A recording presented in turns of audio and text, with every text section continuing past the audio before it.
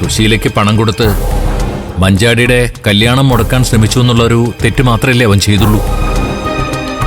അത് നമുക്ക് ക്ഷമിക്കാവുന്നല്ലേ ഉള്ളൂ. അതെ മാഷേ, ഗോകുൽ അത് മാത്രമേ ചെയ്തിട്ടുള്ളൂ. പക്ഷേ ജീവൻ രാജന് എന്ത് സംഭവിച്ചു എന്നറിയണമെങ്കിൽ ഗോകുലിനോട് ചോദിച്ചാൽ മതിയെന്ന് പറഞ്ഞ് മഞ്ചാടി മോളെ സുശീല ഒരു ദിവസം ഞങ്ങളുടെ വീട്ടിലേക്ക് അയച്ചു. പിന്നീട് സുശീല തന്നെ വന്ന് അവളെ വിളിച്ചുകൊണ്ട് പോയെങ്കിലും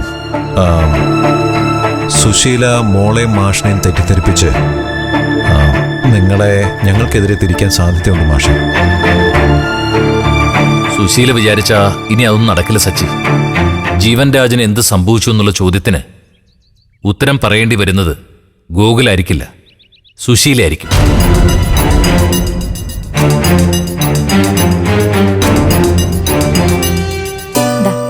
എടുക്ക സച്ചി, മോളെ എടുക്ക. മാഷേ,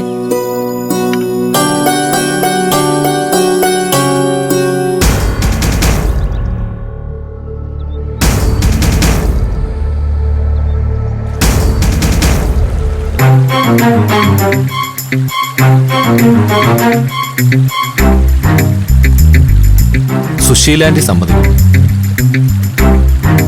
പക്ഷേ അതുകൊണ്ടൊന്നും മഞ്ചാടിയുടെ ജീവൻരാജിന്റെ കല്യാണം മുടങ്ങില്ല മാഷെ. അത് മുടങ്ങണമെങ്കിൽ അവൻ താലി കെട്ടാൻ അമ്പലത്തിൽ എത്തരുത്. അവനെ എങ്ങനെ തടയാൻ കഴിയും ഗോകുൽ? ഏതോ ഒരു തുരുത്തിലിരുന്നുകൊണ്ടല്ലേ അവന്റെ എല്ലാം നീക്കവും. അതൊക്കെ ഞാൻ നോക്കിക്കൊള്ളാം മാഷെ. ഇതിനൊക്കെ മാഷിന്റെ സമ്മതം കിട്ടിയാൽ മാത്രം മതി.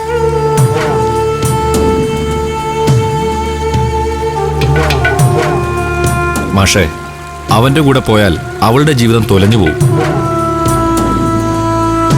അവൻ വീണ്ടും മഞ്ചാടിയെ ചീറ്റ് ചെയ്യും. അത് മാഷിന് കാണണോ? വേണ്ട. അറിഞ്ഞുകൊണ്ട് എനിക്ക് എൻ്റെ മകളെ ഒരു ദുരന്തത്തിലേക്ക് തള്ളിവിടാനാവില്ല. എൻ്റെ മകളുടെ നല്ല ഭാവിക്ക് വേണ്ടി, അവളുടെ സുരക്ഷിതമായ ജീവിതത്തിന് വേണ്ടി എല്ലാം ഞാൻ നിന്റെ ഇഷ്ടത്തിന് വിടുവാണ് ഗോകുൽ. മതി, എനിക്കിത് കേട്ടാ മതി മാഷെ. ഒരു ഭാഗത്ത് സുശീലാന്റിയുടെ ഡ്രാമ അരങ്ങേറുമ്പോൾ അതിന്റെ മറവിലൂടെ ജീവൻ രാജ അപ്രത്യക്ഷമാവും. കല്യാണം മുടങ്ങും. അതിനുശേഷം ജീവൻ രാജിന്റെ യഥാർത്ഥ മുഖം മഞ്ചാടിക്ക് നമ്മൾ കാണിച്ചു കൊടുക്കും. അവളെ നമ്മൾ തിരിച്ചു പിടിക്കും. എനിക്കൊന്നും അറിയില്ല ഗോകുൽ. എൻ്റെ മോളെ എനിക്ക് ചതിക്കുഴിയിൽ വീഴാതെ രക്ഷിക്കണം. അതിന് തയ്യാറായി വന്ന നീ പറയുന്നത് കേൾക്കാനേ എനിക്ക് കഴിയൂ. നാളെ ഇതിന്റെ പേരിൽ മറ്റൊരു പ്രശ്നം ഉണ്ടാവരുത്. മാഷ് ഒന്നുകൊണ്ടും പേടിക്കണ്ട. ജീവൻ രാജിനെ മഞ്ചാടി ഒരുമിപ്പിക്കാൻ കച്ചകെട്ടി ഇറങ്ങിയ ആ സുശീലാന്റി തന്നെ അവരുടെ കല്യാണം മുടങ്ങിയതിന് സമാധാനം പറയേണ്ടി വരും. അത് ആ സ്ത്രീയുടെ പ്രവൃത്തികൾക്കുള്ള ശിക്ഷയായി കരുതിയാൽ മതി. എന്താ മാഷേ? ശരി.